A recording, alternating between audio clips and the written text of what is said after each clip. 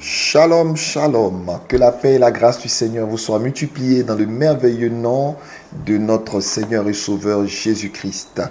Je suis le pasteur Bertrand Oyoa, je suis donc votre formateur pour la conduite de la louange et je suis vraiment très heureux de pouvoir participer à la formation avec Shada Musique et nous bénissons vraiment le Seigneur pour le privilège que nous avons et pour les notions de base, la joie d'apprendre l'exercice du ministère de chantre.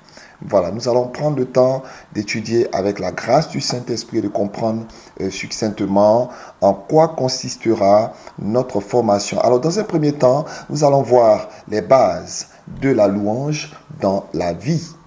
Donc, dans les bases, nous allons voir les origines de la louange dans la Bible et la place de la louange dans la vie de l'Église aujourd'hui. C'est ce que nous allons voir dans un premier temps. Et par la suite, Dieu voulant, nous allons aborder un autre aspect relativement à la place de la louange, comme je l'ai dit, ça je l'ai déjà dit tantôt. Mais nous n'allons pas nous limiter là. Nous allons voir beaucoup de choses assez intéressantes. Alors, je t'encourage, cher étudiant, cher académicien, à vraiment te disposer. On verra ensuite comment préparer une conduite de culte. Donc, le volet avant. On verra aussi le déroulé, donc pendant, on verra aussi le volet pendant, c'est-à-dire comment bien exécuter une direction de culte pendant, c'est très important. Donc la direction, on parlera de la direction verticale, on parlera de la dimension vers le haut, vers le bas, vers aussi la dimension horizontale.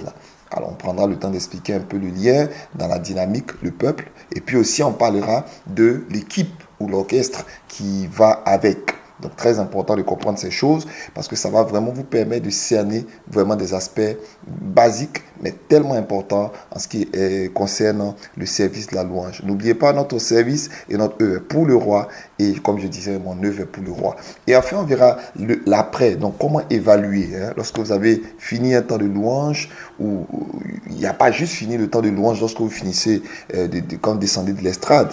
Il y a fini un temps de louange aussi, il y a l'après, il y a la vie aussi après avoir conduit mon temps de louange. Comment vous évaluez une conduite de louange de culte, personnellement ou en équipe, quels sont les paramètres que vous prenez en compte, quelques questions à se poser, voilà, en rapport avec Dieu, en rapport avec l'équipe, en rapport avec le peuple, en rapport avec vous-même.